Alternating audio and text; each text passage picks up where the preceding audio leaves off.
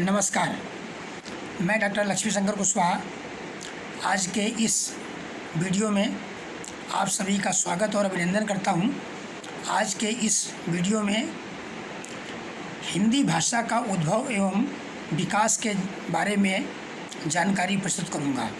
यह वीडियो मुख्य रूप से हिंदी के स्नातक परास्नातक विद्यार्थियों के लिए, शोधार्थियों के लिए, नेट जेआरएफ एवं यूजीसी में बैठने के लिए, ऐसे परीक्षार्थियों के लिए और इसके साथ ही सिविल सर्विसेज में बैठने के लिए जो प्रतियोगी हैं उनके लिए भी यह उपयोगी हो सकता है। तो आइए आज की इस चर्चा में बात करते हैं हिंदी भाषा का उद्भव एवं विकास के बारे में। हिंदी भाषा का उद्भव एवं विकास यात्रा को ठीक से समझने के लिए हमें आज से लगभग 3500 वर्ष पूर्व तक की भाषा और उससे जन्मी भाषाओं को समझना होगा। भारतीय आर्य भाषाएं जो हमारे समक्ष प्रस्तुत हुई हैं प्राचीनतम से लेकर आज तक, उनमें सबसे प्राचीन भाषा संस्कृत है एवं उससे उद्भूत पाली प्राकृतक अपभ्रंश और उससे जन्मी हिंदी भाषा की विकास यात्रा का अध्ययन करना भी जरूरी होगा। भारतीय आर्य भाषा के 3 कालखंड हैं। वह हिंदी भाषा का उद्गम एवं विकास के भी 3 उप कालखंडों को भी समझना होगा। कहने का तात्पर्य ये है कि भारतीय जो आर्य भाषाएं हैं उनके भी 3 कालखंड हैं। एक है प्राचीन कालखंड, एक मध्य कालखंड और एक आधुनिक कालखंड। आधुनिक कालखंड है वहीं से हिंदी का उद्भव होता है और उसकी जो विकास यात्रा होती है उसको भी 3 भागों में विभाजित कर सकते हैं और वह विभाजन काल है आदिकाल हिंदी का, हिंदी के विकास का मध्यकाल और हिंदी के विकास का आधुनिक काल। इस प्रकार से हम इसको 3 उप कालखंडों में बांट करके हम अध्ययन कर सकते हैं। इससे हमारा अध्ययन सुगम होगा और समझने में भी हम सभी को आसानी होगी। अब बात करते हैं कि हिंदी भाषा का उद्भव एवं विकास। हिंदी जिस भाषा धारा का रूप है, भारत में उसका प्राचीनतम रूप संस्कृत है। भाषा का उल्लेख ऋग्वेद में मिलता है। हिंदी संस्कृत की उत्तराधिकारी भाषा है। हिंदी भारोपी परिवार की भाषा है। भारोपी परिवार का भाषा का मतलब ये है कि आर्य यूरोप से आए थे और जब वो यूरोप से आए थे तो वो अपनी भाषा लेकर के आए थे और फिर भारतवर्ष में वो यहाँ बस गए और यहाँ जो आए फिर उनको वो यहाँ की भाषा भी उन्होंने कुछ बोलना शुरू किया। तो ये दोनों की जो मिली-जुली भाषा हुई यूरोप प्लस भारत, तो इसको कुल मिलाकर के भारोपी नाम दिया गया। और हिंदी जो हम बोलते हैं भारोपी परिवार की भाषा है, क्योंकि विश्व में वैसे तो अनेक भाषाओं के परिवार हैं, लेकिन हम जिस हिंदी का प्रयोग करते हैं वह हिंदी भारोपी परिवार की भाषा है। अब बात करते हैं, मैंने चर्चा की थी कि ये जो भारतीय आर्य भाषाएं हैं तो सबसे प्राचीन भाषा है संस्कृत। तो ये संस्कृत हमारी 1500 ईसा पूर्व की भाषा है। उससे लेकर आज तक जो ये बड़े बड़े कालखंड हैं उन 3 कालखंडों की भी चर्चा करेंगे और उसमें बीच बीच में भाषा कैसे कैसे डेवलपमेंट हुआ इसके बारे में चर्चा करेंगे। तो पहला हमारा कालखंड है प्राचीन आर्य भाषा का काल और ये काल 1500 ईसा पूर्व से 500 ईसा पूर्व तक का काल है। इस काल में प्रमुख भाषा संस्कृत रही। इस काल में वेदों की रचना हुई और अन्य ग्रंथों की भी रचना हुई। दूसरा काल आता है मध्यकालीन आर्य भाषा।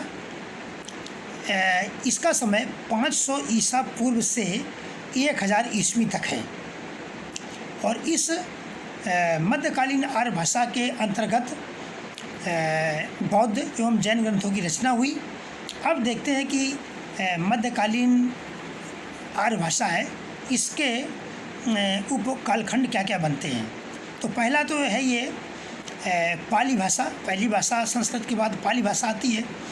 पाली भाषा का काल या समय 500 ईसा पूर्व से 1 ईसा तक का है। इस समय बौद्ध धर्म की भाषा पाली बनी और इसमें पाली भाषा में गौतम बुद्ध के उपदेश मिलते हैं और तमाम बौद्ध ग्रंथों की इसमें रचना भी हुई। अब इसके बाद में इसी कालखंड में दूसरा है प्राकृतिक भाषा। प्राकृतिक भाषा 1 ईस्वी सन से लेकर के 500 ईस्वी तक का काल है और इसमें प्राकृतिक भाषा का ही पूरा बोलबाला रहा और इस समय जैन धर्म की ये भाषा बनी और जैन ग्रंथों की इसमें काफ़ी रचनाएं हुई। अब इसी में तीसरा जो काल आता है वह आता है 500 ईसा से 1000 ईस्वी तक। ये अपभ्रंश काल है, 500 ईसा से 1000 ईसा तक। अपभ्रंश का अर्थ है बिगड़ा हुआ, यानी भाषा का विकृत रूप। अपभ्रंश या अवहट से ही हिंदी का उद्भव हुआ। अपभ्रंश को पुरानी हिंदी भी कहते हैं। अपभ्रंशकालीन भाषा मध्यकालीन आर्य भाषा के अंतिम युग की भाषा है। अपभ्रंशकालीन भाषा मध्यकालीन आर्य भाषा के अंतिम युग की भाषा है। यहाँ पर ये एक प्रश्न बनता है और ये इम्पॉर्टेंट है। अब देखते हैं कि अपभ्रंश भाषा का जन्म क्यों हुआ। अब इसके लिए थोड़ा सा इसके पहली भाषा प्राकृतिक है, इसके उसमें जाते हैं। प्राकृतिक भाषा व्याकरण के बंधनों में बंध गई। जब ये व्याकरण के बंधनों में बंध गई तो तमाम अन्य देसी बोलियां विकसित होने लगीं और इन्हीं विकसित बोलियों को अपभ्रंश कहा जाता है। अपभ्रंश माने प्राकृतिक का बिगड़ा हुआ। अपभ्रंश भाषा मुख्य रूप से भाषाविदों ने 3 प्रकार की बताई है, एक नागर, उपनागर, आभीर।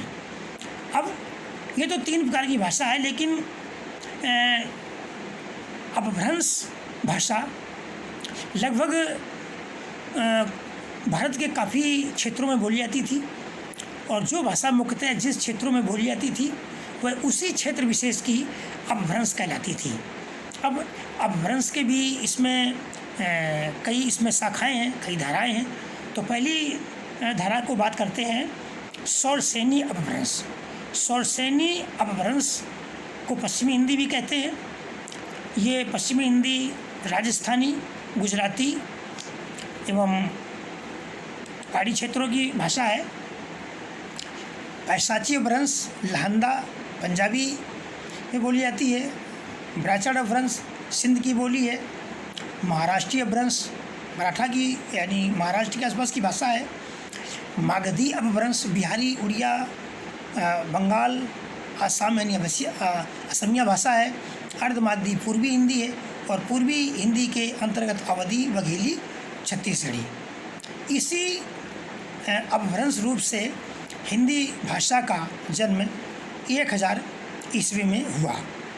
यानी मोटे तौर पर हिंदी भाषा का जो जन्म सभी विद्वान सहमत हैं वो 1000 ईस्वी में मानते हैं और हिंदी भाषा का उद्भव अपभ्रंश से हुआ। वैसे तो अपभ्रंश का प्रयोग 12वीं शताब्दी तक चलता रहा। अब अपभ्रंश के बारे में कुछ विद्वानों के विचार हैं, तो पहले ये देख लेते हैं। डॉक्टर उदित नारायण तिवारी ने अपनी पुस्तक हिंदी भाषा का उद्गम एवं विकास में अपभ्रंश भाषा का जन्म काल 700 ईसा मानते हैं। एक बार फिर पुनः सुन लीजिए। डॉक्टर उदित नारायण तिवारी ने अपनी पुस्तक हिंदी भाषा का उद्गम व विकास में अपभ्रंश का जन्म काल 700 ईसा मानते हैं। डॉक्टर नामवर सिंह अपने ग्रंथ हिंदी के विकास में अपभ्रंश का योगदान में 700 ईस्वी माना है। डॉक्टर भोलानाथ तिवारी अपभ्रंश का जन्म काल 500 ईसा मानते हैं। अपभ्रंश कालीन कवि एवं कृतियाँ। अपभ्रंश को समझना इसलिए ज़रूरी है, इसकी काल और कृतियाँ इसलिए जानना आवश्यक है कि ये चूँकि ठीक हिंदी की पहले की है और बहुत सी ऐसी रचनाएं हैं जिनको हम आदिकालीन साहित्य में पढ़ते हैं, तो इसलिए ये दोनों जानना जरूरी है। अपभ्रंश के महान कवि स्वयंभू हैं। जिनकी पौम चरियु, रिटठ अड़ेमी चरियु एवं स्वयंभू छंद हैं। इस प्रकार इनके 3 ग्रंथ हैं। दूसरे कवि पुष्पदंत हैं जो 10वीं सदी के हैं। इनकी रचनाएं महापुराण, अड़य कुमार चरित व जसहर चरियु हैं। अब ये आपने अपभ्रंश तक की चर्चा अभी आपने समझी। अब आते हैं आधुनिक कालीन आर्य भाषा। आधुनिक कालीन आर्य भाषा को 1000 ईस्वी से अब तक की भाषा मानते हैं, और यहीं जहाँ से आधुनिक कालीन भाषा शुरू होती है, तो ये एक्चुअल हिंदी भाषा के उद्भव और विकास का काल है।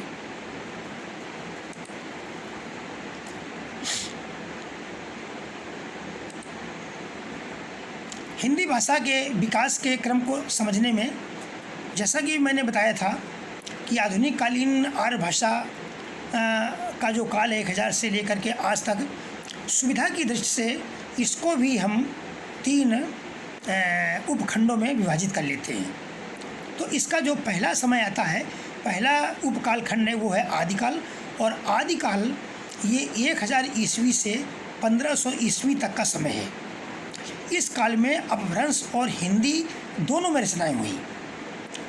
अपभ्रंश का प्रयोग रचनाकार लगभग 12वीं शताब्दी तक करते रहे, और 12वीं सदी तक अपभ्रंश में रचनाएं होती रहीं। लेकिन 1150 के आसपास से हिंदी ग्रंथों की रचनाएं प्रारंभ होती है।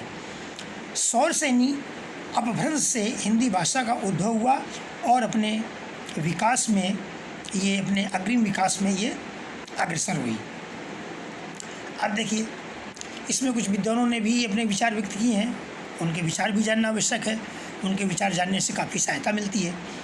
आचार्य हजारी प्रसाद द्विवेदी के अनुसार 10वीं से 14वीं सदी का काल, जिसे हम हिंदी का आदिकाल कहते हैं, भाषा की दृष्टि से अपभ्रंश का ही बढ़ावा है।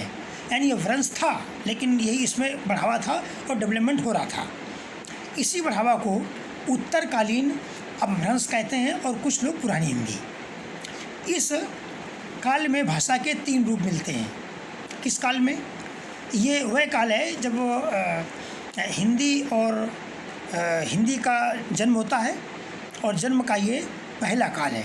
यानी हिंदी भाषा के उद्भव का आदिकाल है। इस आदिकालीन का जो 10वीं से 14वीं शताब्दी तक के काल का वर्णन कर रहे हैं, इसमें भाषा के 3 रूप मिलते हैं। पहली भाषा राजस्थान की है, इसे डिंगल भाषा का नाम दिया गया है। इस ग्रंथ में, इस भाषा में पृथ्वीराज रासो और विशाल देव रासो प्रमुख ग्रंथ रचे गए। इसी काल की दूसरी भाषा इम्पॉर्टेंट है, वो पिंगल भाषा थी। ये ब्रज या मध्य देश की भाषा बनी। तीसरी भाषा इसी में खड़ी बोली भी थी, जो पंजाबी से प्रभावित थी। अरबी और फारसी शब्दों का इसमें सम्मिश्रण भी होने लगा था, और इसमें बोलचाल की भाषा को हिंदी भी कहा गया। अब देखिए, ये खड़ी बोली बड़ी इम्पॉर्टेंट चीज़ है। आज हम जिस खड़ी बोली का रूप अपने सामने पा रहे हैं, इसका बीज वपन ये आदिकालीन कवियों में ही हो गया था। और यदि आदिकालीन कवियों में अगर अमीर खुसरो की भाषा पढ़ते हैं, तो अमीर खुसरो की भाषा में खड़ी बोली का बीज वपन स्पष्ट रूप से मिलता है।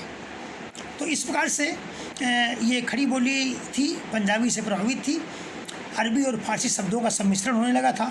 अब इसमें अरबी और फारसी का सम्मिश्रण इसलिए होने लगा था कि 10वीं या 11वीं शताब्दी में भारतवर्ष में मुसलमानों का प्रवेश हो गया था, और ये मुसलमान जब आए भारतवर्ष में, चूँकि इनको शासन करना था, राजकाज करना था, तो ये तो जो अपनी अरबी भाषा फारसी लाए थे उसमें बात कर रहे थे, लेकिन हिंदुस्तानी कुछ भाषा थी और बाज़ार की भी कुछ भाषा थी, जिसमें बाज़ार में कुछ सामान लेना होता था और बाज़ार की भाषा थी। तो वो कुछ इनकी भाषा मिला करके और कुछ ये अपभ्रंश की भाषा को मिला करके, और इस प्रकार से दोनों की भाषा का सम्मिश्रण होने लगा। यानी अरबी और फारसी के शब्दों का सम्मिश्रण आदिकालीन हिंदी में होने लगा, और ये बोलचाल की जो बाजारू भाषा बनी, इसको हिंदवी कहा गई। हिंदवी का मतलब यानी हिंदुस्तान की भाषा।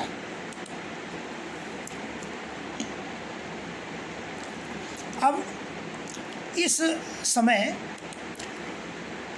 भाषा में ग्रंथ भी रचे गए, काफ़ी इसमें कवि भी हैं, प्रचुर मात्रा में साहित्य भी रचा गया, लेकिन इसमें व्याकरण सम्मत भी कुछ इसमें विकास हुआ। दोनों तरह के विकास हुए, जहाँ साहित्यिक ग्रंथों का सृजन हुआ वहीं पर व्याकरण सम्मत भी कुछ नियम बने, और उनको भी ज़रा देख लेते हैं क्या क्या इसमें हुआ। व्याकरण की दृष्टि से अपभ्रंश की समस्त ध्वनियों का प्रयोग होता रहा और इसके अलावा ए तथा औ नए स्वर विकसित हो गए। ए का विकास आ ए से और औ का विकास आ ऊ से हुआ था। दो नए व्यंजन ड़ा तथा सड़क का ड़ा और दृढ़ का ड़ा विकास हुआ। 1500 ईस्वी तक हिंदी अपभ्रंश से मुक्त हो गई थी और इस काल के यदि हम प्रमुख देखते हैं, आदिकालीन हिंदी का जो कालखंड है, इसके प्रमुख कवियों में देखते हैं गोरखनाथ, चंद्रबरदाई, नरपतनाल, विद्यापति और अमीर खुसरो आदि हैं। इस प्रकार से आपने आदिकालीन हिंदी को आपने देखा किस प्रकार से ये अंगे उद्भव के बाद विकसित होती चली आ रही है। अब इसी का मध्यकाल देखते हैं। मध्यकाल का समय 1500 ईस्वी से 1800 ईस्वी तक है। इस काल में ब्रज एवं अवधी भाषा में बहुत साहित्य रचा गया, संस्कृत भाषा का भी प्रभाव पड़ने लगा। इस काल में अवधी एवं ब्रज भाषा में प्रचुर मात्रा में रचनाएं हुई। फारसी के प्रभाव के कारण, अब फारसी का प्रभाव थोड़ा ज़्यादा होने लगा। फारसी के प्रभाव के कारण क ख ग ज फा नए व्यंजन आ गए। हिंदी भाषा अब वियोगात्मक हो गई। इस समय के प्रमुख कवियों का नाम लेते हैं जयसी, सूरदास, तुलसीदास, मीरा, केशव बिहारी देव, बुरहाउद्दीन अस्सी, वली कुतुब शाह आदि प्रमुख इस समय कवि हैं। इसी काल में हिंदी की अन्य बोलियां भी विकसित होने लगी। ये जो मध्यकाल है, इस मध्यकाल में हिंदी की तमाम बोलियां भी विकसित होने लगी। अब देखते हैं, अब इसी के आधुनिक काल में आते हैं। अब आधुनिक काल का समय है 1800 ईस्वी से अब तक, यानी उसको आज तक ले सकते हैं हम जिस समय तक बोल रहे हैं। इसका मतलब है कि आज़ादी से पहले का और आज़ादी के बाद का, pre independence and post independence. इस काल में ब्रजभाषा एवं हिंदी खड़ी बोली में रचनाएं हुई। हिंदी खड़ी बोली का पर्याप्त विकास हुआ। हिंदी की अन्य बोलियां भी विकसित हुई जो निम्नवत हैं। अब इसी आधुनिक काल में हिंदी की अन्य बोलियां भी विकसित हुई। हिंदी खड़ी बोली भी विकसित हुई और हिंदी खड़ी बोली की स्वीकार्यता ज़्यादा हो गई और वो काफ़ी आगे बढ़ गई। लेकिन इस काल में और भी बोलियां हुई, उनको भी क्रमवार देख लेते हैं। पश्चिमी हिंदी खड़ी बोली या कौरवी, ब्रजभाषा हरियाणा, बुंदेली एवं कन्नौजी। पूर्वी हिंदी के अंतर्गत अवधी, बघेली, छत्तीसगढ़ी और राजस्थानी बोली के अंतर्गत पश्चिमी राजस्थानी के अंतर्गत मारवाड़ी, पूर्वी राजस्थानी के अंतर्गत जयपुरी, उत्तरी राजस्थानी के अंतर्गत मेवाती एवं दक्षिणी राजस्थानी के अंतर्गत मालवी बोलियां आती हैं। पहाड़ी भाषा में पहाड़ी, पश्चिमी पहाड़ी एवं मध्यवर्ती पहाड़ी, बिहारी में भोजपुरी, मगही एवं मैथिली। अब आधुनिक काल में चूँकि अंग्रेजी शासन का प्रयोग यहाँ बढ़ गया था, अंग्रेज आ गए थे, अंग्रेज उसमें हो गए थे। अब शासन की और प्रशासन की भाषा अंग्रेजी हो रही थी। तो अब इस समय क्या हुआ, अंग्रेजी शब्दों का भी प्रयोग होने लगा, क्योंकि अंग्रेज भी कुछ बोलते थे तो अंग्रेजी शब्दों का प्रयोग होने लगा। अंग्रेजी के शब्दों का ये हुआ कि उनकी जो साउंड था, प्रोनाउंसिएशन तो इंग्लिश का था, लेकिन उसकी जो लिपि थी वो देवनागरी लिपि थी और इस प्रकार से अंग्रेजी के बहुत सारे शब्द हिंदी में आत्मसात हो गए, जैसे ट्रेन, रेलगाड़ी, इंजन, ये सब इस प्रकार से अंग्रेजी भाषा के शब्द हैं। और इस प्रकार से भाषा का स्वरूप साहित्य और व्याकरण की दृष्टि से आगे बढ़ता रहा। हिंदी भाषा की खड़ी बोली में वर्तमान जो हम बोल रहे हैं, इसमें कई भाषाओं के कई शब्दों को ले लिया गया है। इसका कभी वीडियो दूसरा बनाएंगे तो फिर उसमें चर्चा करेंगे। और आज़ादी के करीब जब ये द्विवेदी युग आता इस समय भाषा काफ़ी परिष्कार हुआ। इस समय खड़ी बोली थी वो गद्य पद्य दोनों की भाषा बन गई। निरुत्तर हिंदी का विकास हुआ। आज़ादी के समय में आज़ादी के पहले स्वतंत्रता संग्राम में हिंदी प्रमुख भाषा बनी। आज़ादी के आंदोलनों को नेतृत्व करने वाली भाषा बनी। आज़ादी हुई, आज़ाद भारत के बाद में हिंदी भाषा का मानकीकरण हो गया और राजभाषा बनी। अब राजभाषा के बाद हिंदी राष्ट्रभाषा की ओर बढ़ रही है और वर्तमान समय में हिंदी की 3 शैलियाँ विकसित हो गई हैं। एक संस्कृतनिष्ठ हिंदी है जिसमें संस्कृत के शब्दों का प्रयोग ज़्यादा है। दूसरी उर्दूनिष्ठ हिंदी है जिसमें अरबी फारसी शब्दों की बहुलता है। और तीसरी हिंदुस्तानी जो दोनों की बीच की हिंदी है। इस प्रकार से हम देखते हैं कि हमारी राजभाषा हिंदी को संवैधानिक दर्जा प्राप्त हुआ। केंद्र सरकार के सतत प्रयासों से हिंदी का पूरे देश में पठन पाठन हो रहा है। हिंदी के बढ़ते प्रभाव से वर्तमान समय में राष्ट्रभाषा के रूप में आसान होने के लिए हिंदी अग्रसर है। अब ये तो एक लंबी चर्चा रही। अब इसके बाद मैं आपके रिवीजन के लिए 5-6 प्रश्न देता हूँ। इम्पॉर्टेंट है, ये प्रश्न आ सकते हैं। हिंदी भाषा की उत्पत्ति किस अपभ्रंश से मानी जाती है? उत्तर है शौरसेनी अपभ्रंश।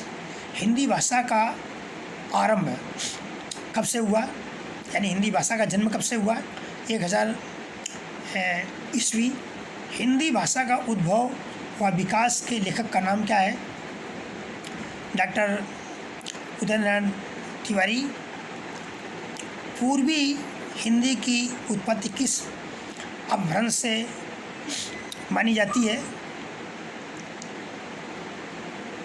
अर्धमागधी से मानी जाती है। पाली भाषा का दूसरा नाम क्या है? मागधी। निम्न भाषाओं में सही क्रम क्या है? पाली, संस्कृत, प्राकृतक, अपभ्रंश। इसका सही क्रम है संस्कृत, पाली, प्राकृतक व अपभ्रंश। इस प्रकार से आपने ये हिंदी के बारे में जानकारी प्राप्त की। इस वीडियो को आप 2-3 बार पढ़िएगा और इसके बाद में आपको ऑथेंटिक बुक्स मिलती हैं तो उनका ज़रूर आप अध्ययन करें। एक मैं आपको अच्छी बुक बताता हूँ। यदि दिल्ली विश्वविद्यालय में प्रोफेसर रहेगा डॉक्टर नगेंद्र के संपादन में हिंदी साहित्य का इतिहास बुक मिल जाए, उसको ज़रूर आप पढ़िएगा। उसमें काफ़ी अच्छी जानकारी दी है। ये मैं आपको एक बुक भी रिकमेंड कर रहा हूँ और आपने हमारे वीडियो को समय दिया और भी लोग समझ देंगे। इसके लिए आपको थैंक यू वेरी मच। जय हिंद।